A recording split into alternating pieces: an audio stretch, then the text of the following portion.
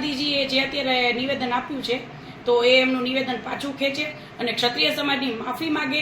હું એવી વ્યક્તિ છું કે દરેક પાસા મારી સાથે સમાન હોય છે, બરાબર છે. રાહુલ ગાંધીજી કોઈ એવા વ્યક્તિ નથી કે એને માફ કરી દેવામાં આવે, અને એને જે આ ટિપ્પણી કરી છે તદ્દન અયોગ્ય કહેવાય. કે એમને પહેલા વિચારવું જોઈએ. રાહુલ ગાંધીજી અમારો ઇતિહાસ જાણી લ્યો કે અમારા રજવાડોએ 562 રજવાડા આપ્યા છે, નહીં કે જમીનો છીનવી લીધી છે. તો રાહુલ ગાંધીજી પોતાનો શબ્દ પાછા ખેંચે અને ક્ષત્રિય સમાજની માફી માંગે. જી તમે કઈ રીતે વિરોધ કરશો? જી અમે ચોક્કસપણે વિરોધ કરશું કે જેમ રૂપાલાભાઈનો વિરોધ કર્યો હતો એ જ રીતે રાહુલ ગાંધીજીનો વિરોધ થવો જ જોઈએ.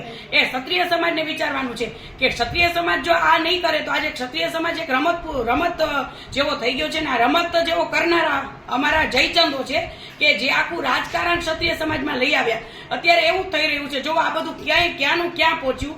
જો સ્વાભિમાનની લડત એક સામાજિક રાખી હોત તો આ બધું ન થાત. આ જયચંદોએ આખા ક્ષત્રિય સમાજને 20 વર્ષ પાછા ખેંચી ગયા. જી કેટલું સમાજને નુકસાની થઈ બેન? ઘણું બધું. આગળ જતા સમાજને વિચારવાનું છે કે જે અત્યારે જે સમાજે કર્યું છે એ સમાજને જોજો કેટલું બધું નુકસાન થશે. કે જે આપણે રાજકારણ લઈ આવ્યા છીએ રાજકારણ ન આવવું જોઈએ. સ્વાભિમાનની લડત હતી સામાજિક, તો સામાજિક જ આપણે લડત આપવાની હતી અને આપણી જીત પણ થાત. પણ અમુક જયચંદોના લીધે આખો સમાજ ગુમરાહ થઈ ગયો છે.